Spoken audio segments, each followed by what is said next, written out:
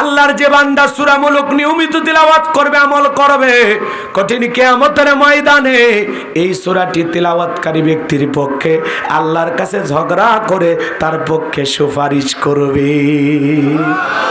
কোরআনের এই সূরা কিয়ামতের ময়দানে আল্লাহর যে বান্দা নিয়মিত তিলাওয়াত করবে, এই সূরাটি তার পক্ষে আল্লাহর সাথে ঝগড়া করবে। সুবহানাল্লাহ বলবেন না? আচ্ছা, কোরআন আপনার পক্ষে সুপারিশকারী হোক, এটা কি আপনারা চান? তাহলে এই সূরাটি আমল করার দরকার আছে না নাই? এই সূরাটি যদি আপনি আমল করেন, আপনার অভাব অনাটন আল্লাহ দূর করে দেবেন। সুবহানাল্লাহ জোরে কোন। সম্মানিত ভাইরা আমার, সূরা মুলুক থেকে আজকে আলোচনা হবে।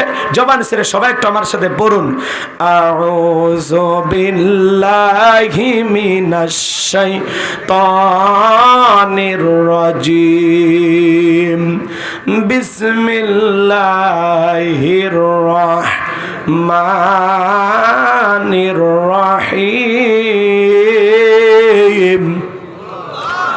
বিতাড়িত মোর্দার শয়তানের কাছ থেকে আল্লাহ পাকের কাছে আশ্রয় প্রার্থনা চাচ্ছি। পরম করুণাময় অসীম দয়ালু আল্লাহ তাআলার নামে শুরু করছি। যে কোনো কাজ শুরু করতে হবে কার নামে? আল্লাহর নামে কাজ শুরু করলে বরকত আছে না নাই?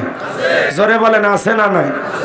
শোনেন, ওই যে কোথায় আসছিলাম, শনির দিয়া না কই শানির দিয়া, ওখানে কি একটা হিন্দু মেয়ের কথা বলছিলাম?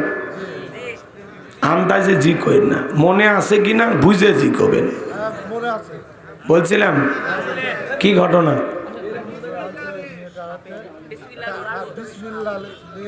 যে যে যে যে তার মানে বলছিলাম, ঠিক আছে।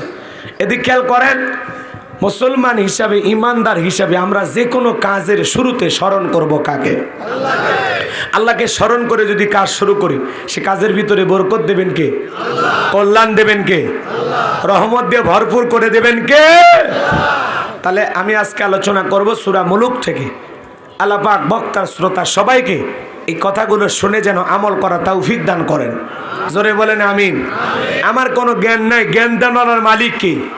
ক্বালু সুবহানাকা লা ইলমা লানা ইল্লা মা আল্লামতানা ইন্নাকা আনতাল আলিমুল হাকিম। বলুন সুবহানাল্লাহ। জ্ঞান দেওয়ার মালিক কে? আরো জোরে বলেন তো কে?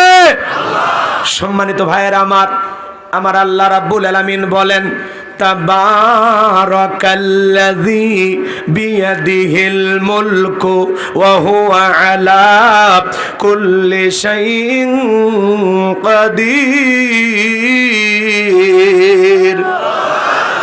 মহামান্বিত সেই সত্তা যার হাতে সর্বময় কর্তৃত্ব, রাজত্ব পাওয়ার ক্ষমতা, তিনি হলেন সর্ববিষয়ে শক্তিবান। তাহলে সকল জন্য পাইকারি দরে দোয়া করা হবে।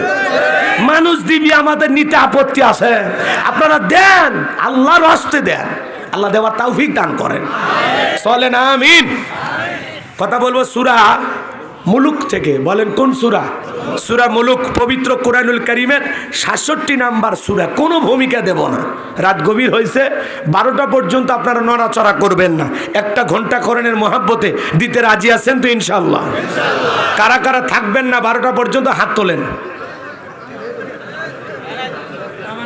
ওই যে মাঝে মাঝে কি কেলাচ্ছেন, মানে মজা করতেছেন আমার সাথে নাকি? 12টা পর্যন্ত 1 ঘন্টা থাকেন। 12টা পার হয়ে গেলে আপনারা আস্তে আস্তে উঠে যায়।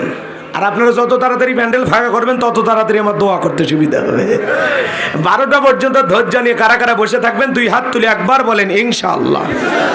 জোরে বলেন ইনশাআল্লাহ। আর একবার বলেন ইনশাআল্লাহ। হাত নামান। তাহলে সূরার নাম মুলুক। বলেন কি নাম? মুলুক। মুলুক মানে কি? সার্বভৌমত্ব, কর্তৃত্ব, রাজত্ব, পাওয়ার, ক্ষমতা। বলেন আল্লাহু আকবার। সকল ক্ষমতার মালিক কে? ক্ষমতার চাবিকাঠি কার হাতে? তাহলে সূরা মুলুক থেকে আলোচনা হবে। 2টি আয়াতে কারিমা তিলাওয়াত করেছি। এই সূরাটিতে মোট আয়াত আছে 30টি, রুকু আছে 2টি। বিশ্বনবীর মক্কার জিন্দেগিতে এই সূরাটি নাজিল হয়েছেন। আর কোরআনুল কারীমের ৬৭ নাম্বার সূরা, 29 পারার প্রথম সূরা। সুবহানাল্লাহ বলেন।